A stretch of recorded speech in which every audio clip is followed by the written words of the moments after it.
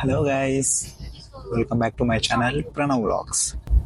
కొంత సంతోషం, కొంత ఎగ్జైట్మెంట్, కొంత భయం, మొత్తానికి కొంత రిలీఫ్ కోసం మనమైతే మహాకుంభమేళకి బయలుదేరిపోయాం.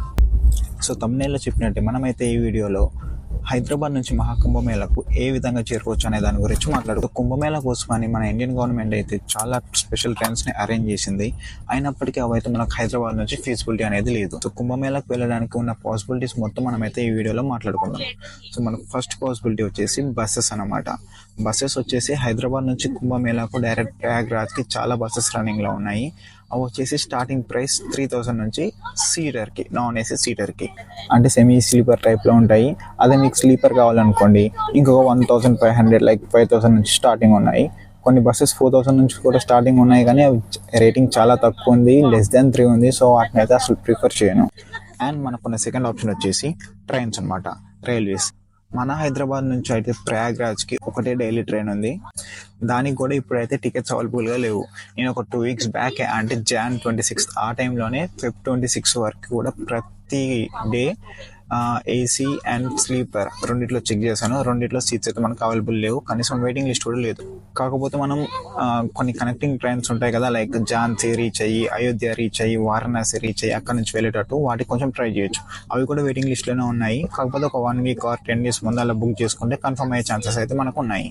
అండ్ దీని కాస్ట్ వచ్చేసి మీరు థర్డ్ ఏసీ బుక్ చేసుకునేటట్టయితే మినిమం ఒక 2000 అప్ వెళ్ళడానికి అవుతుంది అండ్ ఒక 2000 రావడానికి అవుతుంది. అదే మీరు స్లీపర్ క్లాస్లో పోదాం అనుకుంటే మాత్రం ఒక 1000లో వెళ్ళొచ్చు అండ్ 1000లో రావచ్చు. ఇది జస్ట్ ట్రావెలింగ్ కాస్ట్ నేను చెప్పేది. అండ్ మనకున్న మూడో ఆప్షన్ వచ్చేసి ఫ్లైట్స్ అనమాట. ఫ్లైట్స్ ఫేర్ అయితే మనం మిడిల్ క్లాస్ వాళ్ళం అఫోర్డ్ చేయలేము. స్టార్టింగ్ ఫ్రమ్ 15,000 అయితే ఉన్నాయి. సో దాన్ని పక్కకు పెట్టేయడమే. అండ్ మనకున్న ఫోర్త్ ఆప్షన్ వచ్చేసి ఓన్ వెహికల్స్ అనమాట. ఓన్ వెహికల్స్ లైక్ కార్స్ ఉన్నా, లేకపోతే ఒక గ్రూప్ ఆఫ్ పీపుల్ కలిసి ఒక వెహికల్ రెంట్కి తీసుకొని అలా వెళ్ళడం చాలా బెస్ట్ ఆప్షన్ నన్ను అడిగితే మాత్రం. ఈచ్ పర్సన్కి ఒక 5000 అవుద్ది. 5000 to 6000 మధ్యలో మనకు రౌండ్ ట్రిప్ కంప్లీట్ అయిపోద్ది. పోవచ్చు, రావచ్చు. అండ్ మధ్యలో ఇంకా వేరే వేరే చాలా టెంపుల్స్ లాంటి చాలా ప్లేసెస్ ఉంటాయి కదా, వాటిని కూడా మనం కవర్ చేయొచ్చు. సో నేను వెళ్తున్న ట్రైన్ వచ్చేసి హైదరాబాద్ నుంచి హజరత్ నిజాముద్దీన్ దక్షిణ ఎక్స్ప్రెస్ అనమాట. నేను ఒక 2 weeks బ్యాకే బుక్ చేసుకున్నాను థర్డ్ ఏసీ. నేను బుక్ చేసుకున్నప్పుడే ఆల్మోస్ట్ నాకు వెయిటింగ్ లిస్ట్ 18కి బుక్ అయింది. అది కాస్త తగ్గుతూ 11కి వచ్చింది. 11 నుంచి ఒక 1 week దాకా కాన్స్టెంట్గా అంతే ఉండిపోయింది. ఒక 2 days బ్యాక్ ఓపెన్ చేసి చూసినప్పుడు వెయిటింగ్ లిస్ట్ 3కి పడిపోయింది. కన్ఫర్మ్ అవుద్దో లేదో అనుకున్నాను. కాకపోతే నిన్న మార్నింగ్ చూసగల RSC 48లోకి పడింది.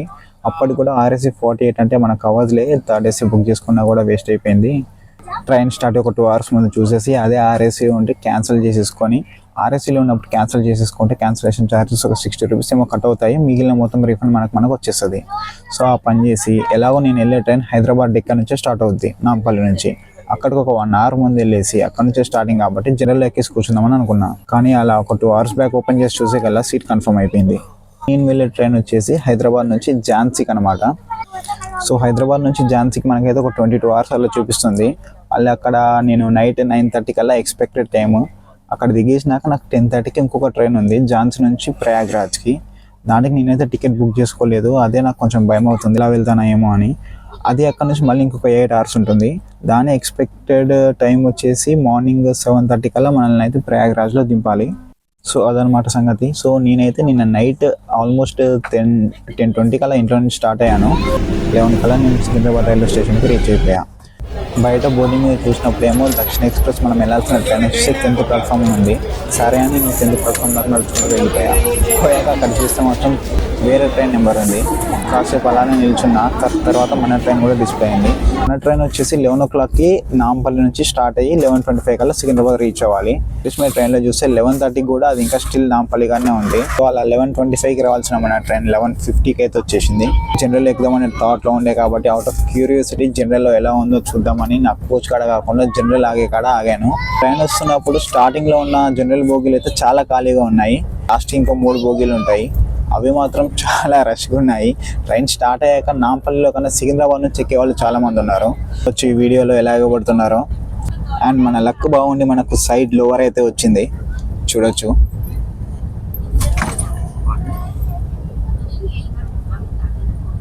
నైట్ నేను నా బర్త్ కాడికి రీచ్ అయ్యే కల్లా ఇక్కడ ఓన్లీ నాకు బెడ్షీట్ అండ్ కప్పుకోవడానికి ఇది ఇస్తారు కదా, ఇది మాత్రమే ఉంది. నా పిల్లో ఎవరో స్కామ్ చేసేసారు. అటు ఇటు చూశాను, పక్కన 2 బర్త్స్ కాడ ఒక బర్త్ ఖాళీ ఉంది, అక్కడ పిల్ల ఉంది. ఆ పిల్లని మనం స్కాన్ చేసి నేను తీసుకొచ్చేసి నేను పడుకున్నాను. అండ్ మార్నింగ్ 6 o'clockకి నాకు అలా ఈరోజు మెలకు వచ్చింది. ట్రైన్ ఎక్కడుందని చూస్తే చంద్రపూర్ కాడ ఉంది. ఆల్మోస్ట్ టైం కల్లా తీసుకొచ్చేసాడు, డిలే ఏం లేదు, ఒక 1-2 minutes డిలే చూపించింది అంతే. ఆల్మోస్ట్ టైం కల్లా తీసుకొచ్చేసాడు. సో నేను ఇక బ్రష్ చేసుకొని ఫేస్ వాష్ చేసుకొని మా చెల్లి టిఫిన్ చేసి పెట్టింది, అదైతే తినేస్తాను ఇప్పుడు.